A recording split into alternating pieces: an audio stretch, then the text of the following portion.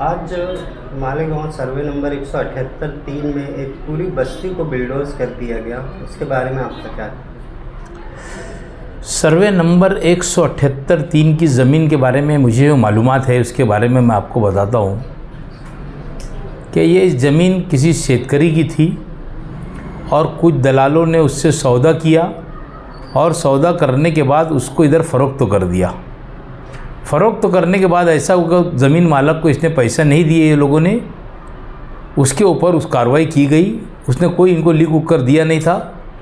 इसके लिए वो कार्रवाई हुई कि भाई इसने अगर ये पैसा जिन दलाल लोगों ने अगर ये ज़मीन बेचा था तो ये ज़मीन का पैसा अगर पार्टी को देते तो ये आज मुसीबत आके खड़ी हुई ये नहीं आती। यहाँ के लोगों को बार बार बोला जाता कि भाई ज़मीन का 7/12 उतारा देख के लिया जाए। 7/12 जिसके नाम पे उससे अगर है या उसी ने किससे ख़रीदा है तो उसके पास क्या लिखा है वो देख कर लिया जाए। बस यहाँ पर मालेगांव के अंदर लोगों की एक टेंडेंसी है, वो टेंडेंसी ऐसी है कि यार कुछ नहीं होता। और ये बस्ती की वजह से मैं बोलता अब इसके बाद भी और बस्तियों को पता आने वाली है। डिपो के पीछे की भी एक बस्ती जो है वो भी कोर्ट के अंदर गया और इसी तरीके का मामला है उनका भी। पार्टी ने जिस माल ज़मीन से जिससे सौदा किया था पार्टी ने उसको पैसा पार्टी ने नहीं दी और यहाँ पर पूरा फ़रोख्त तो कर दिया और फ़रोख्त करने के बाद पूरा पैसा इनसे उड़ा ली।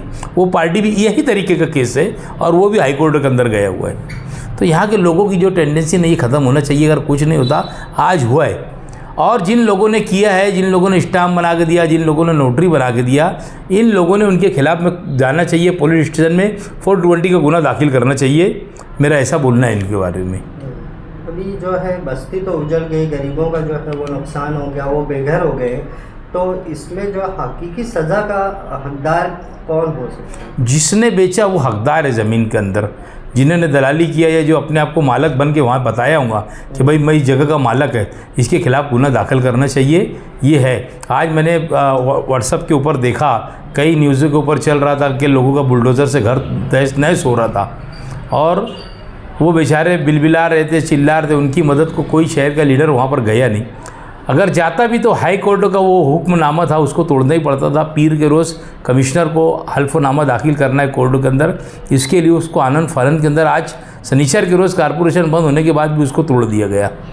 तो जिन लोगों ने ऐसा काम किया है उनके खिलाफ़ गुना दाखिल करना चाहिए और इनसे जगह लेना चाहिए, दूसरी कोई भी क्लियर जगह लेना चाहिए। और उन लोगों को अगर कोई हमारी मदद की ज़रूरत पड़ेगी तो इंशाअल्लाह ताला मैं पूरी तरीके से उनकी मदद करूँगा। अभी तक के जितने भी लोगों से वहाँ पर बात हुई, जो मंजर हमने देखा है, तो वहाँ के लोगों को ये उम्मीद थी कि लीडरान जो है वो ऐसे बुरे वक्त में हमारे साथ आएंगे, यहाँ खड़े होंगे। और आपसे एक उम्मीद थी कि आप जो हर जगह पहुँचते हैं ऐसे लोगों की मदद करने, आप भी वहाँ नहीं गए। नहीं, हाई कोर्ट का वहाँ पर मैटर हाई कोर्ट का आदेश है।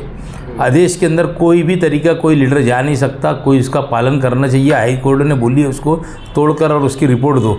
मैं बोला ना आपको कि पीर के रोज़ उसका हल्फनामा दाखिल करने का है। हम लोग जाते भी तो क्या बोलते थे कि यार लोगों को यही बोलते थे। बहरहाल लोगों को आपकी यूट्यूब के चैनल के ज़रिए से हम लोग लोगों को मैसेज देना चाहते कि आप लोगों को ये पहली कड़ी है मालेगांव शहर के अंदर के जो लोग बोलते कुछ नहीं होता, ये हुआ है। इसके ऊपर बात रख कर ही लोगों को आगे समझदारी से ज़मीन लिए तो 7/12 का उतारा देखना चाहिए, ज़मीन मालिकान का नाम देखना चाहिए।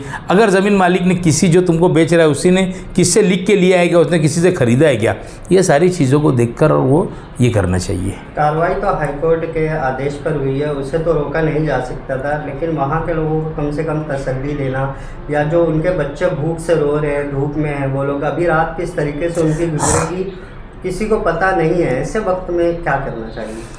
नहीं, क्या करना चाहिए उनको आज का ऐसा क्या कल बोले और आज तोड़ डाले ऐसा नहीं था। उनको कब से बोल रहे थे। कॉर्पोरेशन ने जाके उनको बारंबार 2-4 टाइम अल्टीमेटम दिया उनको। मैं क्या बोला कि यहाँ के लोगों की टेंडेंसी कुछ नहीं होता, बस यही सोच समझ कर लोग जो नहीं खाली कर रहे थे, यही समझ के नहीं खाली कर रहे थे कि भाई कुछ नहीं होता।